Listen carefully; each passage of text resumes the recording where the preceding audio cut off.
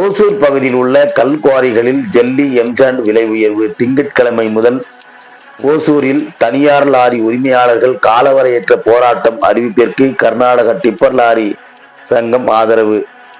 ஓசூர் பகுதியில் உள்ள கல்குவாரிகளில் ஜல்லி எம்சாண்ட் விலை உயர்வு. திங்கட்கிழமை முதல் ஓசூர் தனியார் லாரி உரிமையாளர்கள் காலவரையற்ற போராட்டம் அறிவிப்பிற்கு கோபால் ரெட்டி தலைமையிலான கர்நாடக டிப்பர் லாரி சங்கத்தினர் ஆதரவு. ஜனவரி முதல் வாரத்தில் இருந்து எம்சாண்டிற்கு 100 ரூபாய் உயர்த்தப்பட்டிருப்பதால் இதனை வாங்கிக் கொண்டு கர்நாடக மாநிலத்தின் பெங்களூர், ஆனைக்கல், டோல்கேட் உள்ளிட்ட பல்வேறு பகுதிகளில் விற்பனைக்கு செல்லும் போது தனியார் லாரிகளுக்கு பழைய வாடகை வழங்குவதால் பாதிக்கப்பட்டிருப்பதாக கூறி காலவரையற்ற வேலைநிறுத்தம் போராட்டத்தை தனியார் லாரி சங்கத்தினர் அறிவித்துள்ளனர். தேசிய நெடுஞ்சாலைத்துறை மாநில எல்லைக்குள் போக்குவரத்து நெரிசல் ஏற்படும் வகையில் உள்ள பேரிகார்டுகளை அகற்ற வேண்டும் என ஓசூர் வட்டார போக்குவரத்து அலுவலகத்தில் மனு அளித்தனர். இது குறித்து இன்று அத்திப்பள்ளியில் கர்நாடக டிப்பர் லாரி உரிமையாளர்கள் சங்க தலைவர் கோபால் ரெட்டி அளித்த பேட்டியில், ஜனவரி முதல் வாரத்தில் கல்குவாரிகளில் தனியார் லாரிகளுக்கு எம்சாண்ட், ஜல்லி ஆகியவற்றை தண்ணீருக்கு கூடுதலாக 100 ரூபாய் வரை உயர்த்தியுள்ளனர்.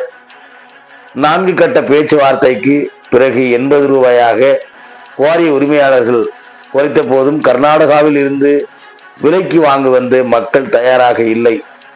மாறாக குவாரி உரிமையாளர்களின் லாரிகள் மூலமாக டன்னிற்கு 20 ரூபாய் மட்டுமே உயர்த்தி அவர்களே கர்நாடக மாநிலத்தில் விற்பனை செய்வதால் தனியார் லாரி உரிமையாளர்கள், ஓட்டுநர்கள் என 4000 பேர் பாதிக்கப்பட்டுள்ளனர்.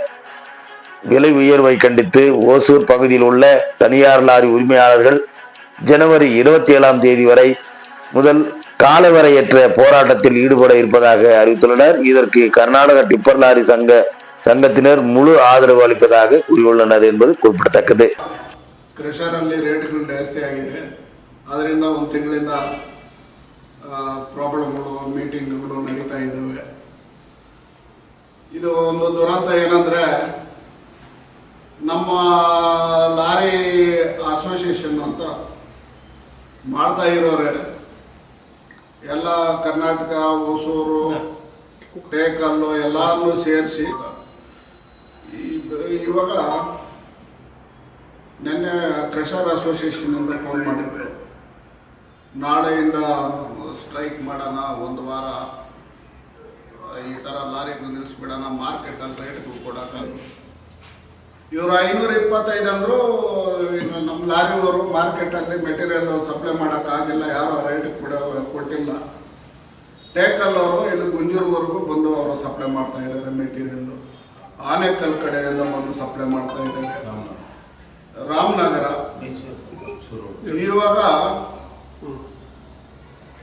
ಇವರು ಏನು ಮಾಡಿದ್ರು, ಆಮೇಲೆ ನಮ್ಮದು 9ನೇ ತಾರೀಕು ಮೇಲೆ ರೇಟು, 9ನೇ ತಾರೀಕು ಗಂಟೆ ಹಳೆ ರೇಟು ಅಂತ ಇವರು ತಿರುಗಿ ಹಳೆ ರೇಟ್ ಬಂದರು.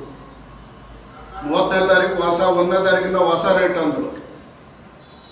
1ನೇ ತಾರೀಕು ಆದಮೇಲೆ ಸರಿ ಯಾರು ರೇಟ್ ಕೊಡ್ತಾ ಇಲ್ಲ, 9ನೇ ತಾರೀಕುವರೆಗೂ ಹಳೆ ರೇಟು ಅಂದರು. ಆವಾಗ ಹಳೆ ರೇಟಿಗೆ ತಿರುಗಿ ಗಾಡಿಗೆ ಹೋಗಿ ಮೆಟೀರಿಯಲ್ ತುಂಬಿಕೊಂಡು ಬಂದು ಸಪ್ಲೈ ಮಾಡ್ತಾಯಿದ್ರು. ಇವರು ಟೇಕಲ್ಲವರು, ಹೊಸೂರವರು ಯಾವಾಗ ಹಳೆ ರೇಟಿಗೆ ತಿರುಗಿ ಸ್ಟಾರ್ಟ್ ಮಾಡಿದ್ರು, ಬೆಂಗಳೂರವ್ರು ಏನು ಮಾಡಿದ್ರು, 500 ರೂಪಾಯಿ ಮಾಡಿರೋರು ಅವ್ರು 30-40 ರೂಪಾಯಿ ಕಡಿಮೆ ಮಾಡಿಕೊಂಡ್ರು. ಯಾಕಂದರೆ ಅವ್ರು ಮೆಟೀರಿಯಲ್ ಮಾಡಿಲ್ಲ. ಇವಾಗ ಪ್ರೆಸೆಂಟ್ ಟೇಕಲ್ಲವರು ಹಳೆ ರೇಟ್ಗೆ ಇದು ಮೆಟೀರಿಯಲ್ ಸಪ್ಲೈ ಮಾಡ್ತಾ ಇದ್ದಾರೆ, ಸೇಲ್ ಮಾಡ್ತಾ ಇದ್ದಾರೆ. ಆನೆಕಲ್ಲು, ರಾಮನಗರ, ಮೈಸೂರು ರೋಡು, ಮಾಗಡಿ ರೋಡು, ಈ ಕಡೆ ಚಿಕ್ಕಬಳ್ಳಾಪುರ ಎಲ್ಲ ಹಳೆ ರೇಟ್ಗಳಿಗೆ ಸಪ್ಲೈ ಮಾಡ್ತಾಯಿದ್ರು. ಇವಾಗ ಇವರೇನೋ ನಮ್ಮದು 500 ರೂಪಾಯಿ, 525 ರೂಪಾಯಿ ಅಂತ ಇವರು ಹೇಳ್ತಾ ಇದ್ದಾರೆ. ಟೇಕಲ್ಲವ್ರು ಬಂದು ಸಪ್ಲೈ ಮಾಡ್ತಾ ಇದ್ದಾರೆ. ಇವಾಗ ನಿನ್ನೆ ಫೋನ್ ಮಾಡಿಬಿಟ್ಟು ನಾಳೆಯಿಂದ ಸ್ಟ್ರೈಕ್ ಮಾಡಿಬಿಡ, ಮಾರ್ಕೆಟಲ್ಲಿ ರೇಟ್ ಕೊಡ್ತಾ ಇಲ್ಲ ಯಾರು, ನಾಳೆಯಿಂದ ಸ್ಟ್ರೈಕ್ ಮಾಡಿಬಿಡೋಣ ಅಂತ ಕ್ರಷರ್ ಅಸೋಸಿಯೇಷನ್ದ ಫೋನ್ ಮಾಡಿದ್ರು. ಆವಾಗ ನಾನು ಹೇಳಿದೆ ಅವ್ರಿಗೆ, ನೀವು ಇವಾಗ ನಾಳೆಯಿಂದ ಸ್ಟ್ರೈಕ್ ಮಾಡ್ತೀರಾ, ಟೇಕಲ್ಲವರು, ಆನೆಕಲ್ಲವರು ಬಂದು ನಮ್ಮ ನಮ್ಮ ಆರ್ಡರ್ 1, 2 ಇರೋ ಆರ್ಡರ್ ಮಾಲೀಕರು ನಾನು ಹೇಳೋದೇನೆಂದರೆ, ನಮ್ಮ ಷಣ್ಮುಗಪ್ಪ ಸಾಹೇಬರು ಷಣ್ಮುಗಪ್ಪ ಸಾಹೇಬರು ಅವರು ಅಲ್ಲಿ ಬಿಲ್ಡರ್ಗಳ ಹತ್ರ ಹೋಗಿ ನಿಮ್ಮ ಕಷ್ಟ ನೀವು ಬದುಕೋಕ್ಕಾಗಲ್ಲ ಅಂತಾರೆ. ಇಲ್ಲಿ ಕೃಷಿಗಳ ಹತ್ರ ನಿಮ್ಮದು ಕಷ್ಟ ಅಂತಾರೆ. ನಮ್ಮ ಲಾರಿಗಳವ್ರನ್ನ ನಿಮಗೂ ಕಷ್ಟ ಅಂತಾರೆ. ಈ 3-4 ಥರ ತ್ರಿಬಲ್ ಗೇಮ್ಗಳಾಡೋದು ನಮ್ಮ ಸಾಹೇಬರು ಷಣ್ಮುಗಪ್ಪ ಸಾಹೇಬರು ತಪ್ಪು. ಇದು ಇಡೀ ಬೆಂಗಳೂರು 7-8 ತಾಲೂಕಿದೆ. 7 ತಾಲೂಕನ್ನು ಕರೆಸ್ಬಿಟ್ಟು ಮಾತಾಡಿ, ಕೃಷಿಗಳೆಲ್ಲ ಮಾತಾಡಿ, ಇಲ್ಲ ಒಂದು ವಾರ ಎಲ್ಲ ಟೋಟಲ್ ನಿಲ್ಲಿಸಿದ್ರೆ ಮಾರ್ಕೆಟಲ್ಲಿ ರೇಟ್ ರೈಸ್ ಆಗ್ತದೆ. ಪ್ರತಿಯೊಂದು ಮೆಟೀರಿಯಲ್ಲು, ಡೀಸೆಲ್ಲು ಎಲ್ಲ ರೈಸ್ ಆಗ್ತಾ ಇದೆ. ಇವಾಗ ಕೃಷಿಯವ್ರದ್ದು ಕಷ್ಟ ನನಗೆ ಗೊತ್ತು. ಇವಾಗ ಮಾಲೀಕರದ್ದು ಇನ್ನೂ ಕಷ್ಟ. 70% ಲಾರಿ ಮಾಲೀಕರನ್ನ ತುಳಿದಾಕ್ತಾರೆ ಆಲ್ರೆಡಿ.